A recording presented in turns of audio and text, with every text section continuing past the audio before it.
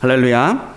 오늘 말씀 속에서 하나님의 위로와 사랑을 우리 모두 함께 느낄 수 있기를 축복합니다. 여러분들 오늘 본문 읽으셔서 알겠지만 오늘 본문은 지난주 본문과 완전히 똑같은 본문입니다. 보통 설교를 마치고 나면 바로 다음 주 설교를 준비하게 됩니다. 근데 이번 주는 다음 주 설교 본문이 따로 나와 있었음에도 불구하고 자꾸 그 지난주 그 설교가 머리에 떠오르는 겁니다. 자꾸 그 본문들이 저를 괴롭혀요. 그 본문에서 벗어나지를 못하겠는 겁니다. 도마가 문제였습니다. 이 지난주 그 의심 많은 도마, 누구보다 열심이었고 더 확실한 믿음을 위해서 몸부림쳤던 그 도마에 대한 설교를 하고 돌아서는데 그 방향이 아니라 전혀 다른 방향에서 이 본문이 보이는 거예요. 그리고 좀 아차 싶은 생각도 들었습니다. 미처 하지 못한 이야기들이 있었는데요. 근데 또 한 번에 묶어서 이야기할 수 없는 그런 이야기들이 있었거든요. 그래서 결국 이번 주에 같은 본문을 들고 여러분 앞에 섰습니다. 어떤 분들은 이렇게 똑같은 본문을 연속으로 하게 되면 좀 헷갈릴 수도 있을 것 같다는 생각이 들어요. 지난주 해석과 이번 주 해석이 어째 이렇게 똑같은 본문이 다르게 해석할 수 있는가? 그러면 또 이렇게 물을 수 있겠죠. 지난주 설교가 맞습니까? 이번 주 설교가 맞습니까? 근데 그렇게 생각할 수도 있을 것 같아요. 하지만 이 말씀 드리고 싶습니다. 저는 설교를 통해서 여러분들에게 정답을 전해드리는 게 아니에요. 성경 말씀을 통해서 만날 수 있는 그 수많은 목소리들이 있습니다. 그 수많은 해석들 중에서 하나를 여러분께 전해드리는 겁니다. 아무리 대단한 신학자라고 하더라도 마찬가지예요. 성경 모든 본문마다 단 하나의 정답이 있는 게 아니라는 겁니다. 이 본문은 이렇게 해석하는 겁니다. 꽝꽝꽝 하고 그냥 끝날 수 있는 어떤 절대적인 지식이 있는 게 아니라는 거예요. 만약 그런 사람이 있다면 그런 사람들은 정말 위험한 사람들이에요. 이단들이 주로 그렇게 하거든요. 자기들이 성경의 정답을 가지고 있다고, 자기야말로 성경을 올바르게 해석하고 있는 사람이라고, 내가 성경의 그 비밀을 알고 있다고 말하는 사람들, 장담하건대 성경의 답을 알고 있다고 하는 사람들을 조심하시기 바랍니다. 사기꾼들은 항상 자신감 있는 목소리로 말을 합니다. 그래서 사람들이 속는 거예요. 너무나 확신에 차 있기 때문에. 자, 성경이 하나님의 말씀이라고 하는 것을 우리가 정말로 믿는다면 그 말씀은 항상 똑같은 목소리로 다가오는 것이 아니라 들을 때마다 새로운 목소리로 우리에게 새로운 감동으로 찾아오게 되어 있습니다. 그러니까 오늘 말씀은 바로 오늘을 사는 오늘 우리들에게 하나님께서 지금 선포하시는 그 말씀으로 들을 수 있어야 한다는 거예요. 사실 이번 주는 어린이 주일 설교를 해야 하는 날입니다. 어린이 주일이거든요.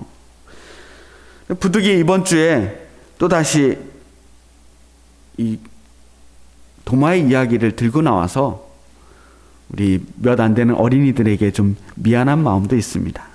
근데 이 도마의 이야기를 가지고 나온 결정적인 이유가 하나 있어요. 우리 주보에 실었던 카라바조라고 하는 화가가 그린 그림 기억나십니까? 그 그림 한 장 때문이었어요. 예수님의 벌어진 옆구리에 손가락을 집어넣는 그 도마의 모습이 영 잊혀지지가 않는 거예요. 화가가 워낙 사실적으로 그려서 좀 자극적이기도 했지만 아주 묘한 분위기가 계속 잔상에 남더라고요. 예수님은 자신의 옷깃을 풀어 헤쳐서 자신의 상처를 보여주고 계신데 도마는 그 상처에 손가락을 집어넣으면서 아주 골똘히 그 상처를 살펴보고 있습니다. 그리고 다른 제자들은 그 어깨 너머로 도마가 하는 행동을 이렇게 관찰하고 바라보고 있습니다. 과연 작가는 이 그림을 그리면서 무슨 상상을 했던 것일까? 저는 그동안 도마의 이야기를 읽으면서 주로 도마의 입장에서 이 말씀을 봤던 것 같아요. 그래서 오늘은 예수님의 입장에서 한번 이 말씀을 읽어봤습니다. 다시 그날 밤 부활의 몸을 가지고 제자들 앞에 나타나신 예수님 계신 그곳으로 우리 한번 또 여행을 떠나봅시다. 모든 제자들이 다 부활하신 예수님의 모습을 봤습니다. 그때 예수님께서는 모든 제자들에게 자신의 손과 옆구리의 상처들을 보여주셨어요. 그리고 제자들은 부활하신 예수님을 보고 정말 기뻐했습니다. 그때 제자들에게 예수님이 이렇게 말씀하셨어요. 21절 말씀입니다. PPT 한 장 넘겨주세요. 예수께서 또 이르시되 너희에게 평강이 있을지어다. 아버지께서 나를 보내신 것 같이 나도 너희를 보내노라. 이 말씀을 하시고 그들을 향하사 숨을 내쉬며 이르시되 성령을 받으라. 아멘. 자, 이런 말씀을 하셨는데 안타깝게도 도마가 그 자리에 없었단 말이에요. 예수님을 위해서 죽을 수도 있었던 제자, 가장 믿을 만한 제자 중에 한 사람이었던 이 도마가 하필이면 그 자리에 없었어요. 도마는 믿을 수 없는 사실을 인정할 수가 없었습니다. 부활을 믿는다는 거, 죽었던 사람이 다시 살아난다는 거, 오늘날에는 우리가 교회에서 하도 많이 들어서 그럴 수도 있겠다, 그러려니 하고 생각할 수도 있겠지만 그건 분명히 상식 밖의 일이에요. 여러분 주변에서 그런 일이 일어났다고 만약 누가 이야기한다면 그 말도 안 되는 소리 하지 말라고 그러셨을 거예요. 죽은 사람은 다시 살 수가 없습니다. 그게 상식이고 과학이고 이성이에요. 도마가 예수님의 부활을 믿지 못한다는 사실을 틀림없이 예수님도 알고 계셨습니다. 그래서 예수님께서는 일부러 모든 제자들이 다 모여있던 그날, 도마도 함께 그 자리에 있는 그 순간에 제자들을 다시 찾아오십니다. 그리고 다른 사람 바라보지 않고 도마에게 바로 말씀합니다. 오직 도마를 위해 나타나신 거예요. 도마에게 자신의 부활을 믿게 하려고. 이렇게 말씀하십니다. 27절 말씀이에요. 도마에게 이르시되 내 손가락을 이리 내밀어 내 손을 보고 내 손을 내밀어 내 옆구리에 넣어보라. 그리하여 믿음 없는 자가 되지 말고 믿는 자가 되라. 잘 보세요. 부활하신 예수님을 만나는 방식을 한번 보세요. 그냥 멀뚱멀뚱 눈으로 보고 확인하는 게 아닙니다. 예수님의 상처를 확인하라는 거예요. 근데 예수님께서 지금 다시 살아나신 지 얼마 만일까요? 부활하신 다음 8일이 지났다고 그랬어요. 8일. 그냥 칼로 조금 베인 상처가 아닙니다. 손이 못을 뚫고 지나간 상처예요. 옆구리에 창으로 깊숙이 찔린 상처예요. 항생제도 없던 그 시대에 8일 만에 나올 수 있는 상처가 아니에요. 분명히 살이 벌어지고 여전히 통증이 가시지 않은 채로 남아있을 그 상처를 가지고 도마에게 찾아오신 겁니다. 그리고 그 상처, 아픈 상처를 들이밀면서 예수님은 도마에게 자신의 손과 옆구리를 만져보라고, 상처에 손을 넣어보라고 말씀하시는 거예요. 다시 우리 카라바조의 그림 이야기로 넘어가 볼까요? 자, 저 카라바조의 그림은 바로크 시대 사실주의를 이끌어가는 화가답게 예수님의 모습을 전혀 미화하지 않고 최대한 사실적으로 그리고 있는 사람입니다. 예수님의 손을 보세요. 도마의 손을 붙들어서 자신의 상처로 이끌어 주십니다. 그리고 도마의 손가락은 예수님의 살 속으로 이미 파고 들어가 있어요. 도마를 포함한 이 3명의 제자들은 호기심 가득한 눈으로 예수님의 상처를 만지는 그 도마의 손을 바라보고 있습니다. 그런데 예수님 표정은 어때요? 무표정해요. 근데 자세히 잘 들여다보면 이를 꼭 담은 채 고통을 참고 계시는 모습으로 보이기도 합니다. 여러분, 예수님은 고통을 초월한 존재가 아니에요. 십자가에서 고통에 몸부림치면서 괴로워하셨던 분이 예수님이었습니다. 예수님이 어떤 신적인 능력을 가졌다고 해서 고통도 느끼지 못하는, 그 어떤 고통도 초월해 계신 분이 아니라는 거예요. 살아있는 육신을 가진 분이셨습니다. 부활하신 예수님의 육체 역시 여전히 상처를 가지고 있는 몸이에요. 사람의 몸을 가지고 부활하신 거예요. 겉모습만 사람의 형상을 띠는 그런 유령이 아니라는 거예요. 그걸 입증하고 싶으셔서 직접 육신을 만져보라고 말씀하신 거잖아요.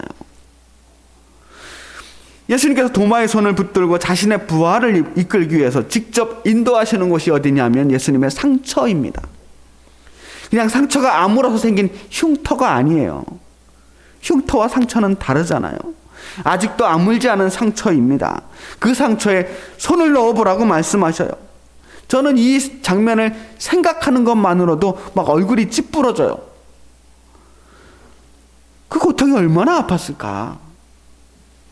십자가의 고통이 아직 끝나지 않았습니다.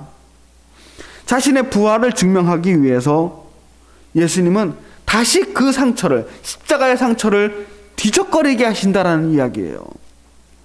그 상처가 어떤 상처냐? 제자들의 배신으로 얻은 상처입니다. 예수님을 따르던 그 군중들이 외면해서 얻은 상처입니다. 제자들이 자신들을 다 버리고 떠났을 때 입었던 상처입니다. 홀로 그 십자가 위에서 홀로 감당해야만 했을 상처였습니다. 벌거벗은 채 모욕당하고 못 박히고 창에 찔리고 예수님 몸 구석구석에 예수님은 상처를 입으셨어요. 하지만 예수님은 그 상처들을 감추지 않으셨습니다. 다시 그 아픈 상처들을 끄집어내시고 드러내 보이시고 제자들에게 만지게 하셨습니다. 왜 자신의 그 아픈 상처를 만지게 하셨을까요? 그렇게까지는 하실 필요가 없지 않았을까요? 왜 이렇게 끔찍한 방식으로 자신의 부활을 증명하시는 걸까요? 예수님께서는 자신의 상처를 통해서 자신의 살아있음을 드러내시는 거예요. 여러분, 살아있는 사람만 아픕니다. 죽은 사람은 아프지 않아요. 살아있는 사람만 고통을 당합니다. 살아있는 사람만 고통에 반응하는 거예요. 여러분이 만약 고통스럽다면 그냥 살아있어서 그런 거예요. 고통을 느끼지 못하면 죽게 됩니다. 도마가 예수님의 상처를 만지는 순간 부활하신 예수님 얼마나 아프셨을까요? 아니, 후벼 파지 않고 살짝만 건드려도 아프셨을 거예요. 건들면 아프게 되어 있습니다. 그런데 예수님은 그 손을 자신의 상처로 이끌어 가시는 거예요. 그 상처는 제자들 때문에 얻은 상처요, 우리 때문에 얻은 상처입니다. 사랑하는 사람을 위해 받은 상처였고 사랑하는 사람들 때문에 얻은 상처였습니다. 사람들은 언제나 사랑하는 사람들 때문에 상처를 받아요. 사랑하기 때문에 아픈 겁니다. 사람들을 사랑하기 때문에 행복하기도 하지만 우리가 아픈 것도 다 사랑하는 사람들 때문에 아프더라고요. 그런데 예수님은 그 상처를 감추지 않으시고 우리에게 보여주셨습니다. 도마야, 내 상처를 만져라. 그리고 도마는 그 상처를 만나게 됩니다. 자, 다시 카라바조의 화가, 카라바조라고 하는 화가를 한번 보십시오. 도마의 손이 예수님의 손에 이끌려서 예수님의 상처에 손을 집어넣고 그 상처를 헤집고 있습니다. 카라바조는 비록 그렇게 그렸지만 저는 확신하건대 절대로 도마가 저렇게 하지 않았으리라고 생각합니다. 아니, 자신의 손이 살짝 닿기만 해도 움찔거리셨을 그 예수님을 두고 어떻게 감히 자신의 손으로 예수님의 부활을 입증하고자 다시 예수님을 아프게 하며 그 상처를 후벼 팔 수 있었겠어요? 보통 사람이라면 절대 그러지 못했을 거예요. 더구나 예수님을 그렇게 사랑했던 제자 도마가 아니었습니까? 예수님과 함께 죽으러 갈 수 있을 만한 제자였는데 어떻게 다시 예수님을 또 그렇게 아프게 할 수 있었겠어요? 자, 이 카라바조라고 하는 사람의 그림은 이 사람의 마음을 표현하고 있는 거예요. 이 화가는요, 굉장히 천재적인 화가였습니다. 놀라운 재능을 가졌지만 그런데 성격이 참 불안정했던 사람이었습니다. 그래서 가는 곳마다 말썽을 부렸어요. 수많은 폭행을 일삼았고요. 심지어 살인까지 저질러서 사형 선고를 받게 됩니다. 그리고 사형 선고를 받고 도망자 신세가 되는데 또 도망가면서도 계속 폭행을 저질러요. 가는 곳마다 폭행 사건이 일어납니다. 근데 이 사람의 재능이 너무나 뛰어나서 그 사람 그리는 그림이 너무나 굉장해서 이 사람의 재능을 아끼는 사람들이 많았습니다. 그래서 지체 높은 사람들이 힘을 실어서서 이 사람 재능이 너무 아깝다, 죽이면 안 된다. 그래서 여러 번 죄를 사면해 주셨는데 하여간 이 사람은 죽는 날까지 끊임없이 사고를 쳤던 사람이었어요. 그렇게 늘 불안했던 사람, 위태로웠던 사람, 그런 카라바조의 마음이 지금 다른 사람의 상처를 후비는 도마의 모습으로 드러나고 있지 않은가, 그렇게 생각합니다. 하지만 실제로 2000년 전의 도마는 예수님이 도마의 손을 이끌어 자신의 상처에 대는 그 순간, 그 상처를 확인하고는 어쩔 줄 모르고 안타까운 마음으로 예수님의 상처를 보듬어 드렸을 거라고 저는 믿습니다. 예수님 이렇게 아프셨구나. 예수님 우리 때문에 이런 큰 상처를 받으셨구나. 그렇게 도마는 예수님의 부활을, 그 상처를 보듬으면서 만나지 않았을까요? 그 상처를 어루만지면서 예수님의 부활을 맞이했던 도마. 죽음을 뚫고 나오신 예수님, 죽을 만큼 아프셨고 마침내 죽기까지 아프셨던 그 예수님의 상처를 어루만지면서 부활을 만나게 된 거예요. 예수님 살아나셔서 도마에게 자신의 상처를 어루만져달라고, 만져달라고 말씀하셨을 때, 만져달라고 했을 때 예수님도 도마가 자신의 상처를 후벼 파기를 원하시진 않았을 거예요. 자, 저는 이 도마의 모습을 보면서 상처를 대하는 우리의 자세에 대해서 생각해 보게 되었습니다. 우리는 이제 더 이상 부활하신 예수님의 상처를 만질 수는 없어요. 예수님은 우리에게 상처 입은 모습으로 나타나셔서 너희들도 내 몸에 손을 대어라 하고 나타나 주시지 않아요. 대신 우리 주변에 수많은 상처 입은 사람들을 만날 수 있게 됩니다. 나 때문에 상처받은 사람들, 혹은 다른 곳에서 상처 입고 아파하는 사람들을 만날 수 있어요. 사랑하는 사람들 때문에 받은 상처, 혹은 사랑하는 사람들에게 얻은 상처. 우리 주변에는 참 상처받은 사람들이 많습니다. 우리 주변에만 있겠습니까? 우리 모두 다 상처받은 사람들이잖아요. 이 세상 살면서 상처 하나 없는 사람이 어디 있겠습니까? 한마디씩 무심코 하는 말에 이리저리 치이다 보면 여기저기 멍이 들고 찢어집니다. 만나는 사람들마다 그렇게 조그맣게 한 번씩만 건드려도 일주일이면 너덜너덜해지는 거예요. 그리고 우리의 삶은 수시로 정말 훅 하고 들어오는 갑작스러운 사고들이 너무나 많습니다. 예기치 않은 일들, 틀어지는 계획들과 인간관계들, 오해와 다툼들, 경쟁과 실패, 무시와 모멸감, 억울함과 분노, 계속해서 들어오는 그런 공격들이 우리의 마음에 상처를 입힙니다. 상처가 아물 날이 없어요. 저는 그렇게 상처받은 사람들을 만나면서 그 속에서 예수님의 상처를 우리가 발견할 수 있기를 바라요. 상처 입은 사람들이 상처 입은 사람을 만나는 겁니다. 그렇게 서로의 상처를 어루만지고 보듬어 주면서 그 상처가 마치 예수님의 상처인 것처럼 나 때문에 아파하셨을 예수님의 상처를 어루만지는 심정으로 우리 가족들의 상처를 어루만지고 사랑하는 사람들의 상처를 보듬어주고 내 이웃들의 상처를 돌아보는 사람이 되자는 겁니다. 안 그래도 아픈 사람들 자꾸 상처를 후벼 파지 말고 그냥 좀 위로해주는 사람이 되자는 거예요. 예수님께서 보여주신 부활의 사랑이라는 게 그런 게 아닐까요?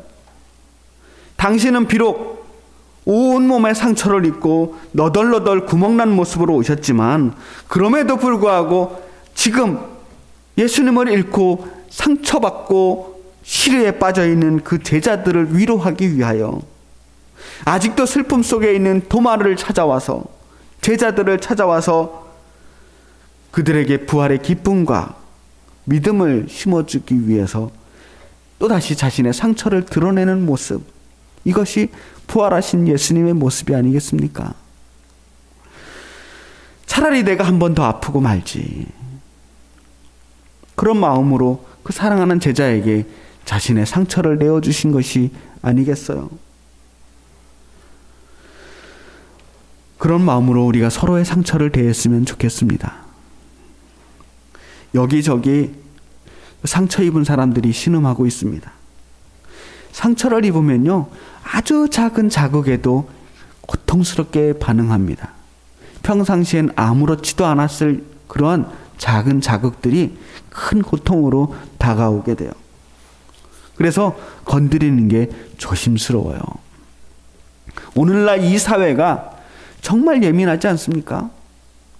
조금만 건드리면 다들 폭발하고 다들 화를 내고 왜들 이렇게 사람들이 분노에 가득 차 있나. 그런데 곰곰이 생각해 보니까 사람들 다 상처 입어서 그런 것 같아요.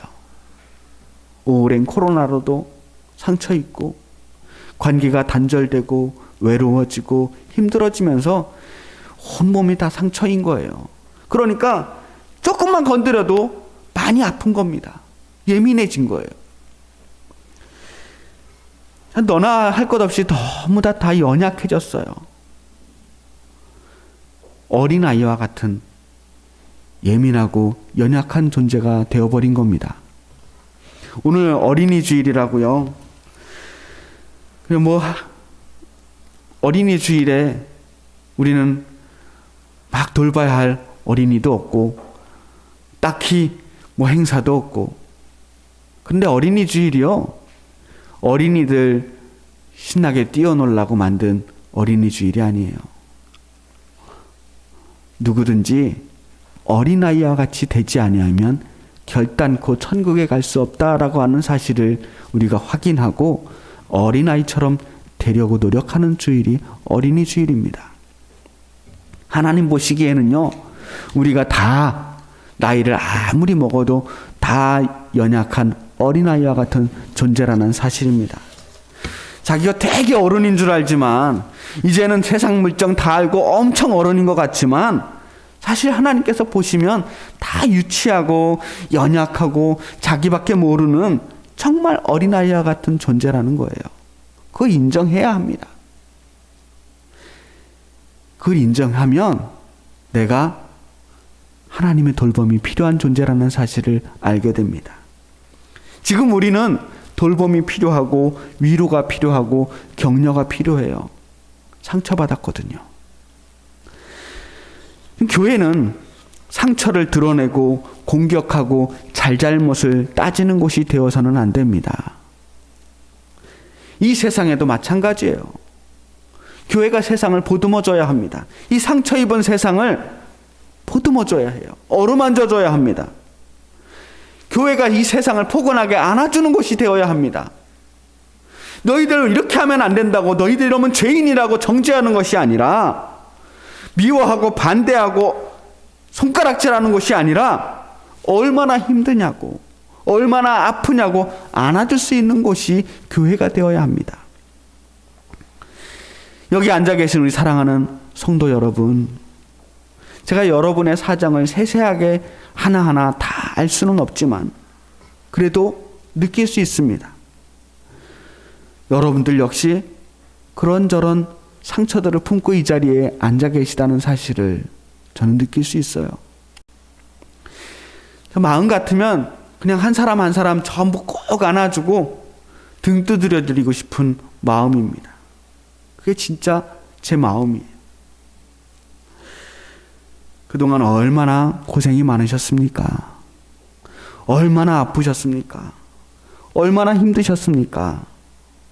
이 시간 온 마음을 다해서 여러분께 전합니다. 지금까지 참 잘 견디셨습니다. 용케 잘 견디셨어요. 고생하셨어요. 우리 옆 사람과 함께 인사하겠습니다. 지금까지 잘하셨어요. 고생하셨어요. 예. 우리 서로 이렇게 그냥 용기 내주고 격려하는 그런 공동체가 되기를 원합니다. 이제는 우리도 주님과 함께 부활해야 되지 않겠습니까? 예수님과 함께 우리도 서로의 상처를 위로하는 공동체, 용서하는 공동체, 사랑하는 공동체가 되기를 바랍니다. 주님께서 이미 우리 가운데 임하셔서 우리 앞에 있는 저 십자가 앞에서 자신의 상처를 다 내보이셨습니다. 그분의 살과 피를 나누어 주셨습니다. 그러니 우리도 오늘 서로 주님의 살과 피를 떼면서 서로에게 나의 상처를 내보이고 서로를 위로하는 그런 복된 교회가 되기를 결단하기 원합니다. 여러분 사랑합니다. 기도하겠습니다.